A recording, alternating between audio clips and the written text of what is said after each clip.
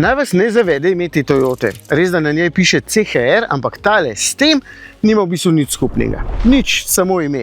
Čeprav oba nekako spadata v isti segment, je takšen plus od navadnega, daljši za 17 cm in ne boste verjeli, električen. Zato je v teh časih zelo zaželen. In zdaj je v bistvu pripeljal tudi k nam, evo ga, tam ima slovenske tablice, zato sem ga jaz pripeljal v tipično slovensko pokrajino.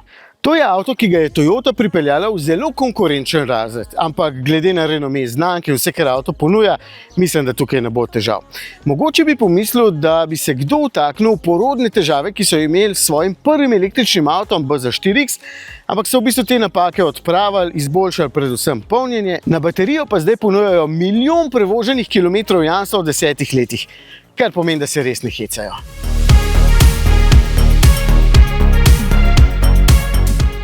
Toyota je dokaj pozno resno vstopila na trg električnih avtomobilov, no zdaj pa je njihova ponudba v bistvu že precej bogata. Tudi veliki BZ4X Touring je na voljo, no takšen CHR plus dolžino 4,53 metra pa spada v razred CSUV in ima v bistvu takšno kupejevsko križansko obliko. V kabini je dovolj prostora, tudi na zadnji klopi se sedi manj utesnjeno kot pri navadnem CHR in prtljažnik 416 litrov ni majhen, ni pa ogromen.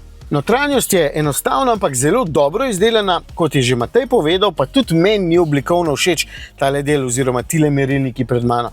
Takrat me je Matej celo zbodel, da ne bom videl nanje normalno, zato ker sem par centimetrov nižji od njega, ampak v bistvu nimam nobenih težav, ker je volan dovolj bogato nastavljiv tudi po višini, tako da si tudi jaz lahko nastavim ustrezen položaj.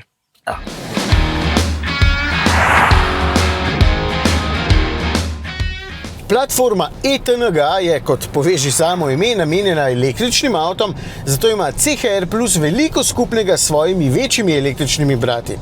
Zelo so se potrudili pri torzijski čvrstosti, da avto res deluje kompaktno in ima res dobre vozne lastnosti, to lahko takoj potrdim, ko sem se prej zapeljal prvič. In polnjenje je res izboljšano, smo tudi že preizkusili v praksi in je dosegel celo boljše številke, kot jih obljublja tovarna. Zasluga gre predgretju baterije, da bo šlo hitro na hitrih polnilnicah, kjer naj bi se polnil z do 150 kW moči, medtem ko se ta tudi na počasnih polnilnicah polni z 22 kW.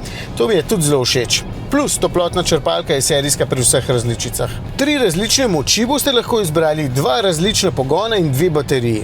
Osnovni ima 123 kW moči, to je 167 konjičkov, sprednji pogon in baterijo z neto kapaciteto 54 kWh.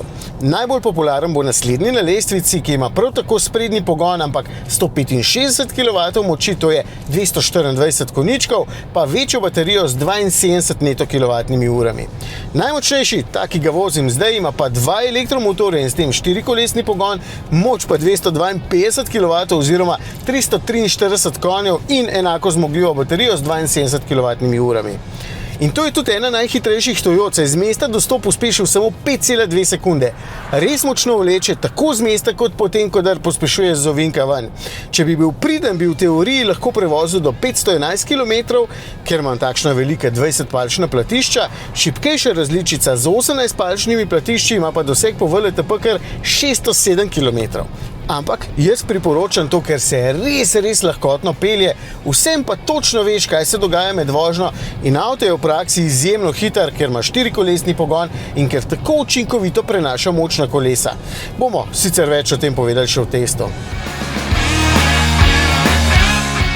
Če naredim še eno primerjavo z zelo priljubljenim pa malenkost manjšim CHR. Tukaj je težišče kar 65 mm nižje, zato pa tako suvereno čepi v ovinkih. Ampak tudi, če dam vozne lastnosti stran, Toyota je dokazala, da zna tudi med električnimi avtomobili narediti zelo dober model in baje je za takšen CHR Plus med kupci kar vrsta, kar pomeni, da je tudi vam zelo všeč. Vam bo pa še veliko bolj, ko se boste z njim zapeljali. Sem prepričan.